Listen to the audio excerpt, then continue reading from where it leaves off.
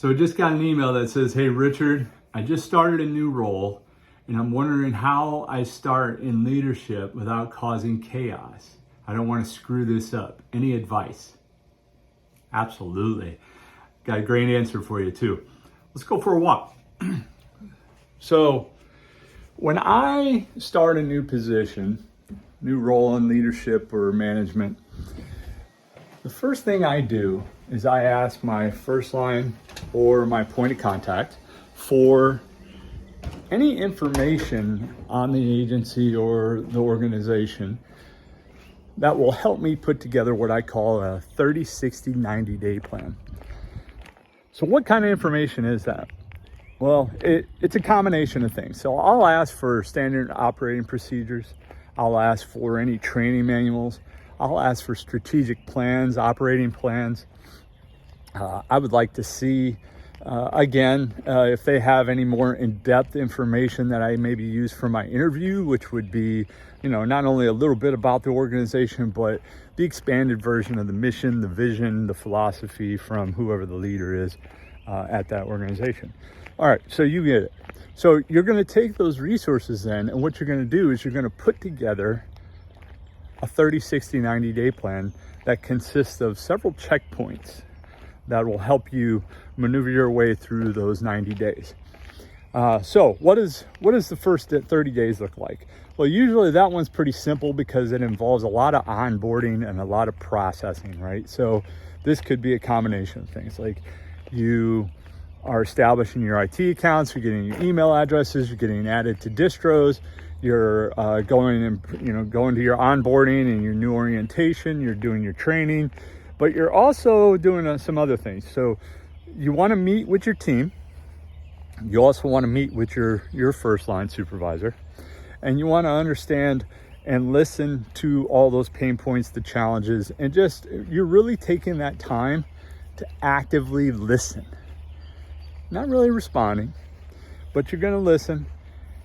You're getting involved in the process. You're observing. You're just a spectator, right? And so that's the first 30 days.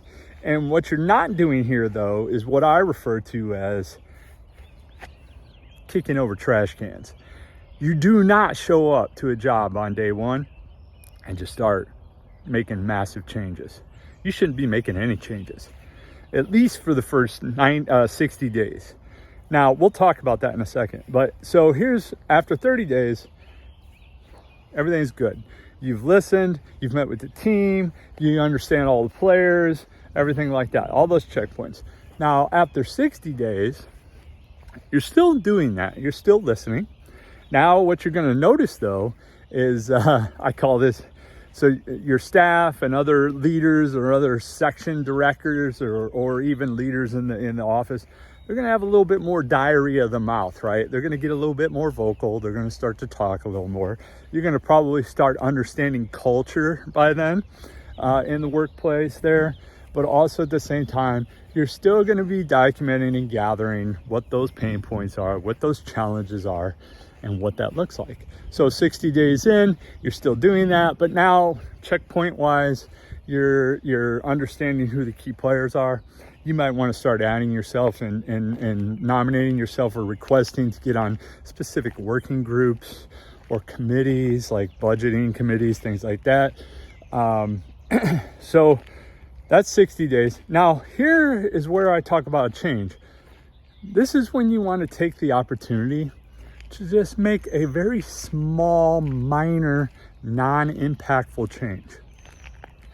What this is going to do is it's going to gain you a little bit of respect from your team because you're going to focus on a change that benefits them.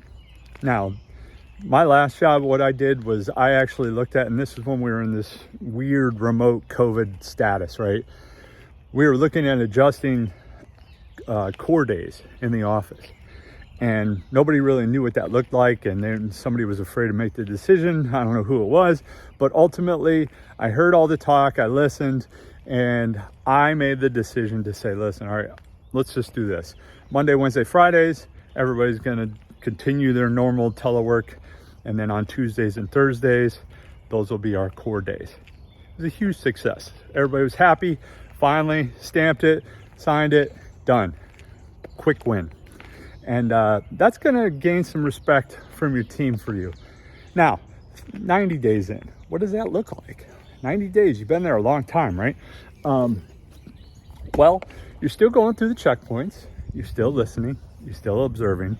Now you might want to get a little engaged, so maybe start to, offer some feedback, some recommendations here. But again, you're not making any big changes. And here's why: because you still are the new person, right? You're still that new, fresh face. Your job is for you to gather that feedback and that intel so you can ultimately improve that position or that section or that office or that division or whatever it is you're in, and make it better than what it was when you came in. And that's your end game anyway. You take on a new role, you're supposed to make it better for the next person that comes in behind you. And I hope that's the way you look at it. So anyway, 90 days in, you've established more checkpoints. You've gone through all those. Now you probably are establishing regular check-ins with your boss. You're starting to report back, metrics and feedback from the team. You're ultimately responsible now for most things that are coming down your pipeline because you're the supervisor, you're the leader, and you're reporting on behalf of the team. But again, now you're looking for a small, non-impactful change. And so what that could be is just anything, but a very similar example to what I just laid out before. It could be another change to a process, or if I had to think off the top of my head, what was the last one we just did was something as small as we made a conversion over from one platform to another software-wise. And what we did was we put together an SOP for that.